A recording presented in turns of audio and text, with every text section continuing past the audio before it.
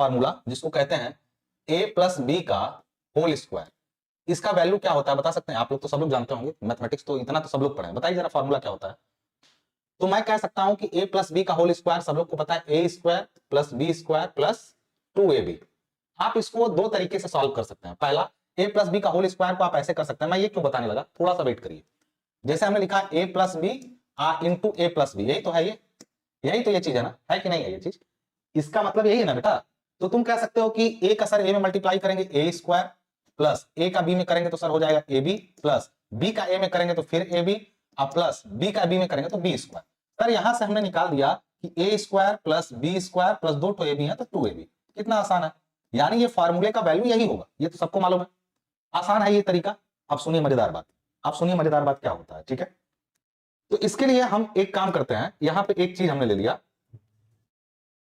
एक लाइन ली ए साइज की, ठीक है ना? एक लाइन हमने लिया। अब देखो मैं बताना क्या चाह रहा हूं अभी थोड़ी देर में। एक लाइन हमने लिया, ये हुआ ए, ठीक है, और एक लाइन हमने यहां पर और ले लिया बी। ये दो लाइनें ली। अगर हम लोग ए का, ए इसका वैल्यू है, सपोज करिए इसका वैल्यू क्या है, ए है, इसका वैल्यू बी है, दो लाइनें ली। लाइन का मतलब समझ रहे हो मैं क्या कहना चाह रहा हूं? उसकी माप ए है, इसकी माप बी है। कोई भी, ये 2 मीटर हो, 3 मीटर हो, 4 मीटर हो, जो भी हो, दोनों में से एक ए है एक बी है, ठीक है? अगर हम ए का स्क्वायर बनाएं तो मैं कहूंगा ये हुआ यहां पे सर ए का स्क्वायर का मतलब हुआ ए गुणा ए। ए का स्क्वायर मतलब ए गुणा ए, यानी एक एरिया इसने लिया, एक एरिया इसने लिया ए गुणा ए का। ध्यान से सुनिएगा, ये बहुत जरूरी चीज है। यानी ये एक स्क्वायर बना, ए बाई ए का एक स्क्वायर बना। ये बताइए, ये एक स्क्वायर बना ए बाई ए का, बना कि नहीं बना? ये ए बाई ए का एक स्क्वायर बना कि नहीं बना? बन गया, कहेंगे हाँ सर बन गया। मैं कहूंगा इसी तरह एक बी का स्क्वायर करिए। तो बी का जब स्क्वायर करेंगे तो आप यहां से इसको ऐसे खींचेंगे, आप यहां से इसको ऐसे खींचेंगे, ये बी का स्क्वायर हो गया। कहेंगे सर ये हुआ ए का स्क्वायर और ये हुआ सर बी का स्क्वायर, क्योंकि ये बी इंटू बी, दोनों बी, ये भी बी, ये भी बी, तो ये बी का स्क्वायर एरिया हुआ, ए का स्क्वायर एरिया हुआ। ये सुनिए ध्यान से, मैं जो समझाना चाह रहा हूं। अच्छा, ए स्क्वायर अलग है, बी स्क्वायर अलग है, लेकिन जब, अच्छा जैसे हम ए स्क्वायर लिखे होते, बी स्क्वायर लिखे होते, तो कोई मतलब नहीं, लेकिन ए प्लस बी को जरा कंबाइन करते हैं, ए और बी को हम लोग कंबाइन करने जा रहे हैं। अब जरा ध्यान दीजिएगा जो मैं आप करने जा रहा हूं। जैसे यहां पर हम ए और बी को कंबाइन करने जा रहे हैं, यानी ए को भी ले रहे हैं, यहां पे कॉपी किया हमने, ए को हमने कॉपी किया, ए को ले आए, ठीक है, यहां पे, और फिर इसी तरीके से हमने यहां पे बी को भी ले लिया। जरा देखिएगा क्या होता है, बी को भी हमने यहां पर ले लिया, दोनों को आपस में हमने जोड़ दिया, ठीक है। अब हम जा रहे हैं इन दोनों का एक साथ जोड़ के स्क्वायर करेंगे, तब क्या होगा, यानी ये रहा ए, ये रहा बी, और दोनों को एक साथ स्क्वायर करते हैं, तब क्या होगा? एक साथ स्क्वायर करेंगे तो देखिएगा ध्यान से, दोनों को एक साथ स्क्वायर किए तो हम लोग का क्या हिसाब किताब बन रहा है, जरा देखिए, ये इतना बड़ा सा स्क्वायर बन रहा है। कहेंगे सर ये ए और बी दोनों जोड़ के एक साथ उनका, यानी ए बी, ए भी, इधर भी ए बी होगा। ए को सेलेक्ट करता हूं, देखिए यहां पे ए को हम ले गए, देखो मैं क्या बताना चाह रहा हूं, थोड़ी देर में तुमको क्लियरिटी आ जाएगी। यहां पर ए को ले गए, और अगर हम ए को यहां पे मिलाएंगे ना इस जगह पे, ये हमारा ए हो गया, अगर सपोज करो यहां पे। इसी तरीके से यदि मैं बी को यहां ले जाऊं इस तरीके से, और बी को यहां पे मैं मिलाने की कोशिश करूं, तो बाकी का हिस्सा अपना बी बना लेगा, वाला ए हो गया और नीचे वाला बी हो गया। चलो अब एक काम करते हैं, हमने ए स्क्वायर को अलग किया, बी स्क्वायर तब होगा, लेकिन जब दोनों को जोड़ के स्क्वायर किया तब क्या हुआ, तब देखना थोड़ा सा क्या होता है।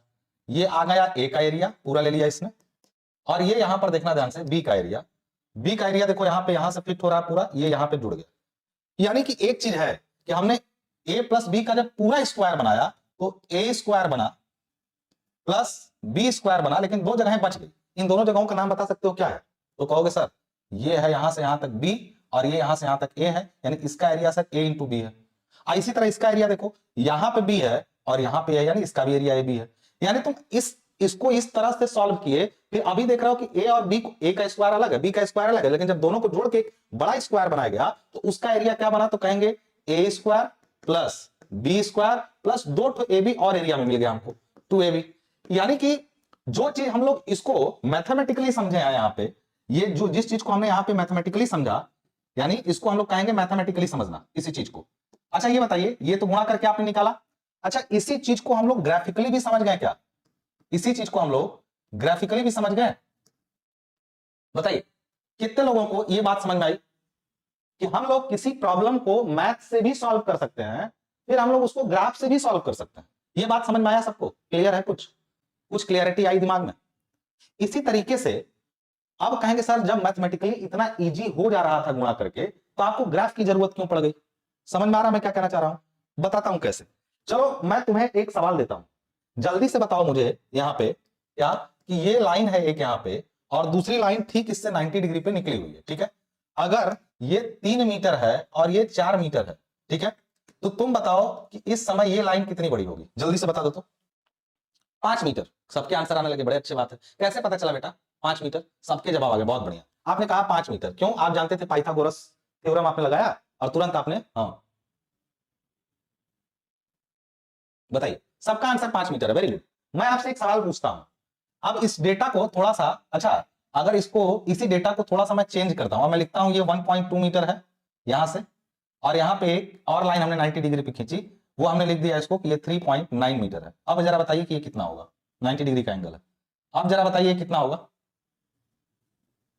कितना होगा ये?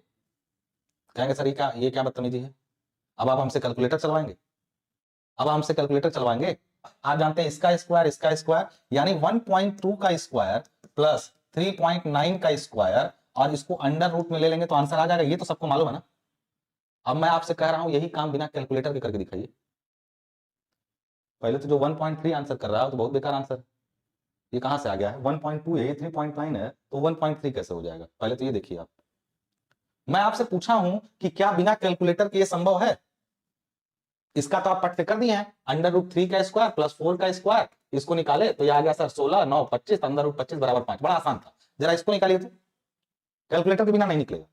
अब आप इमेजिन करिए कि आज से कुछ सालों पहले, 15-20 साल पहले या उससे भी थोड़ा और पहले कैलकुलेटर था? कैलकुलेटर था?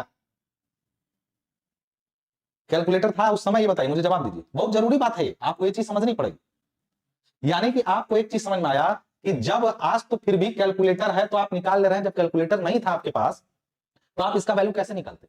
तब जानते हैं तब आसान क्या था? तब आप चुपचाप एक स्केल लेते या गुनिया लेते, उस पर आप यहां पे एक लाइन खींचते, 1.2 मीटर की ऐसे खींच लेते एक लाइन, जब कैलकुलेटर नहीं था। आप इधर से 90 डिग्री पे एक लाइन खींचते 3.9 मीटर की, और चुपचाप जा करके आप चुपचाप जाके इसको स्केल लगा के नाप लेते कि कितना आ रहा है। तो पहला ऑप्शन था इसको सॉल्व करना, और दूसरा है इसको 1.2 का एक लाइन खींचो, एक 3.9 का खींचो, और इसको जाके नाप लो। और ये दूसरा तरीका है आपके पास, बताइए कौन सा आसान लग रहा है, पहला कि दूसरा? पहला तरीका आसान लग रहा है कि दूसरा तरीका? जल्दी बताइए, आप बताइए, पहला तरीका आसान लगा कि दूसरा तरीका? तो आप कहेंगे, अभी तो आपको जवाब अच्छे से पता होगा कि कौन सा तरीका इजी है। अगर ये पता है तो हम इसको 90 डिग्री बना के नाप लेंगे, आ जाएगा स्केल से। यानी कि जब हमने एक एग्जांपल लिया तो आपको मैथमेटिकल वाला इजी लगा, ग्राफिकल वाला थोड़ा हार्ड लगा। हार्ड का मतलब शायद समझ ना आया हो या पहली बार देखे हो, पता नहीं, लेकिन ये थोड़ा सा अलग लगा। जब दूसरा मैंने एग्जांपल आपके सामने लिया तब आप कह रहे हैं कि अब तो ग्राफिकल लगाना ज्यादा इजी है। आप कह रहे हैं कि सर मैथमेटिकल वाला मुश्किल पड़ रहा है, ग्राफिकल लगा दीजिए जल्दी हो जाएगा। तो ये मैं सिद्ध करना चाहता था आपके सामने कि मैथ में जब सॉल्यूशन की बात आती है तो आपको ग्राफिकल और अर्थमेटिकल दोनों तरीका आना चाहिए, ताकि जिसकी जहां जरूरत हो वहां उसको लगा दिया जाए। क्या ये बात आपको समझ में आई?